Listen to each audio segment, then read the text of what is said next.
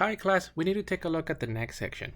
And here's the idea in this section. So we're looking at group data. So it's possible that as we actually take a look at a data set, this data is actually collected. And because we don't have it organized in any form, I mean, here it's in a table, but we don't have like a picture representation. It's possible that the researcher at some point in time created a frequency distribution. Now, the scenario that we're looking in this section is the following. And that would be that you only have the frequency distribution. And then from the frequency distribution, you're able to estimate the values of the mean, variance, and standard deviation using the following formulas. So we're only using these formulas if you technically have a frequency distribution, and the idea is that you may not have access to the original data set. Maybe we're looking at some time frame in the past, and this is what we basically would be looking at. So you only have the graph and don't have access to the data set. So in that case, all of these formulas are estimators. And then you can actually see this would be the formula for evaluating the actual mean if it's a population. For the standard deviation and the variance, we technically use that formula if it's a population as well. So here's the idea. Let's actually do one example where we find all three measures. So this is example 1 from the handout.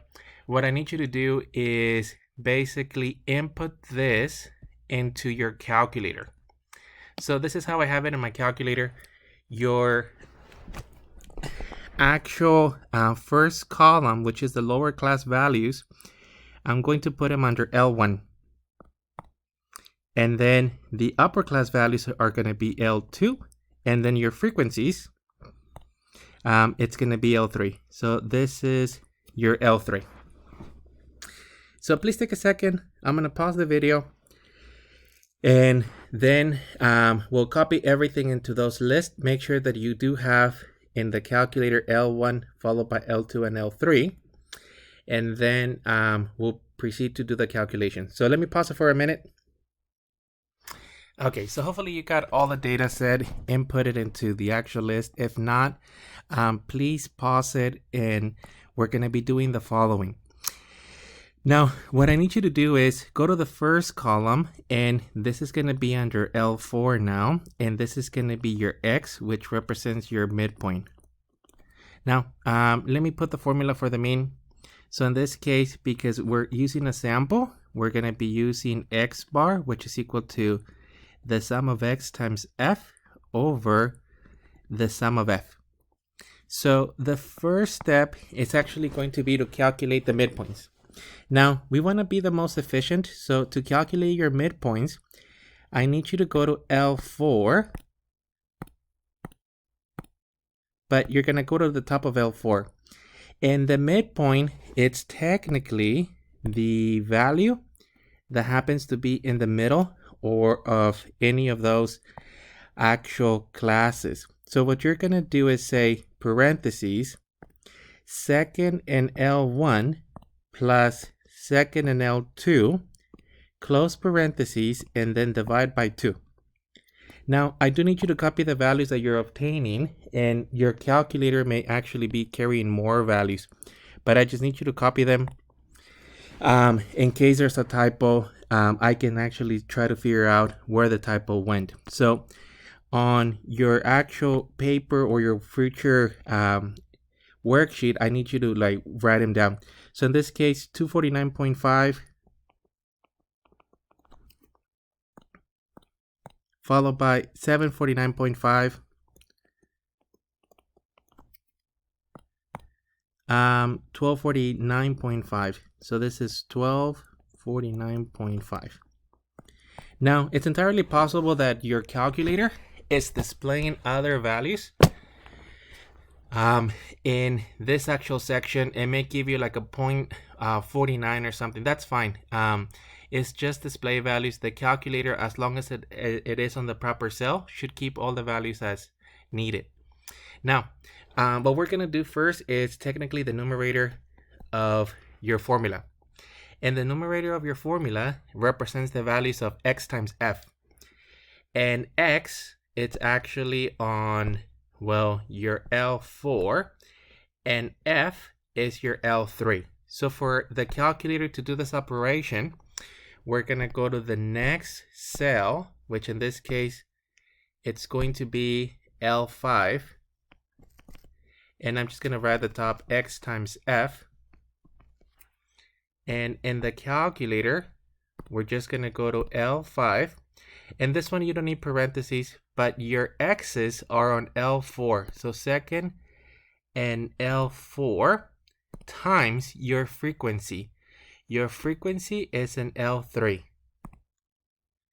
And then insert that and see if you're matching. So give me a minute as you match. Let me write the numbers. And we're going to need this column, so I'm going to use a different color. Let me use black for that one.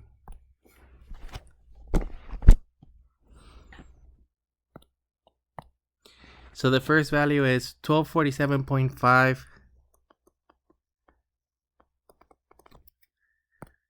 Followed by 4497. Followed by 8746.5. So 8746.5. And let me double check if I have any typos. Everything looks good. 1247.5, 4497, 8746.5. And once again, if your calculation here seems to be a little bit different, it's just display values that is causing that.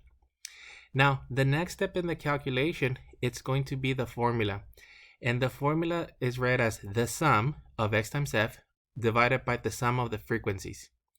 So that means that we're going to have to get a calculation here for the sum of the frequencies, and then the sum of technically x times f. And just to double check that we're clear on the sums, here is the best way to do it, because the values that I'm writing down could be rounded. So to get the sum of the frequencies, you're going to have to do a one variable stats on L3. So you basically go to stats and one variable stats, but we need this on L3. And then the sum of those values, it's actually going to be here. It's 18. So this is going to be equal to 18. And then for the sum of x times f, we're going to need a one variable stats, but on L5, since the last output, in this case, that would be your L5, and that actually represents this portion here. So we're going to go to stats, calculate. Oh shoot, it's not doing it. So stats, calculate, and then we have it under L5.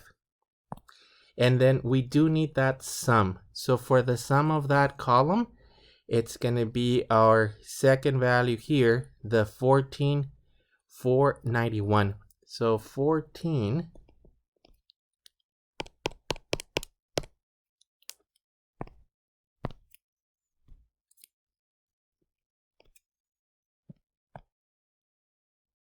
491. And let me double check if there's any 14,491. No, that's it. Okay, so this is going to be the actual calculation that we're going to have to do manually. This is going to be 14,491 divided by the values of 18. And this one, well, actually, let me punch it in and then we'll compare values.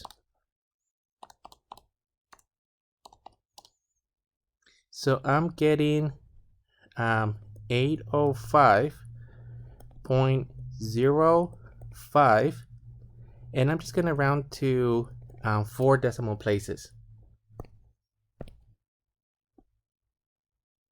So once again, 805.05, 56.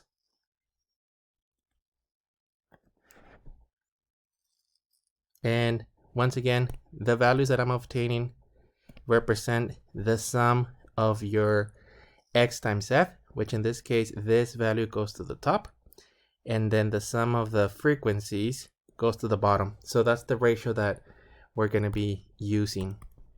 Let me pause the video for a little bit while you guys check your answers. Okay, so at this point, what we actually have is the approximate mean of the data set, assuming that, well, we just have access to a frequency distribution. Now, the way to evaluate the actual following calculations, in this case, we're going to actually do first the variance. So I'm just going to write it as s squared, and this is equal to the following. So let me just point out to the formulas. Oh, shoot. Okay, give me just a second. And the formulas are here, except that, well, you don't have the, you're not going to have the square root. So we're looking at x minus technically the mean, or x bar squared times the frequencies divided by n minus 1. And you're only using mu if you have it. For us, we're going to have to use x bar. So as we reach this position, s squared is going to be equal to the sum of x minus x bar squared times f divided by technically n minus 1. Now, since we already have the denominator, n represents the sum of the frequencies. So in this case, we're just going to be using at the bottom the values of 17, because the value of n happens to be 18. So technically, that is this value. And then in the calculator, we're going to actually have to go to an L6. And then in this position, give me just a second, let me fix it. We're going to do the parentheses x minus x bar squared times f. Now, it's going to be a little bit messy. You just have to make sure you follow the following commands. So I want you to go back to the actual calculator, and we're going to go to edit, and you're going to go to your L6. Now in L6, you're going to put parentheses. Your x was L4, so that would be second and L4 minus the mean. The mean was 805.0556. Close the parentheses. We need to square that, and then the resulting value, multiply it times f, which happens to be your L3. So let me just go back and show you what goes on the top, and this way we check it. So your x's is technically this value here of the L4, and we want to do, well, each one of the x's minus the mean. This is the mean that we found, the 805.056. Then we want to square that value, which is what I wrote here. So in here, there's a square, which in the calculator, it's going to show up as closing the parentheses and then squaring it. So that's going to be that value there. And then times the frequencies. Your frequencies were on L3. Now, let me hit enter, and provided that we typed in everything, that's what we should be obtaining. And we're running out of time, so I'm going to stop the video here, check the values, and then I'll start transferring over into the next video.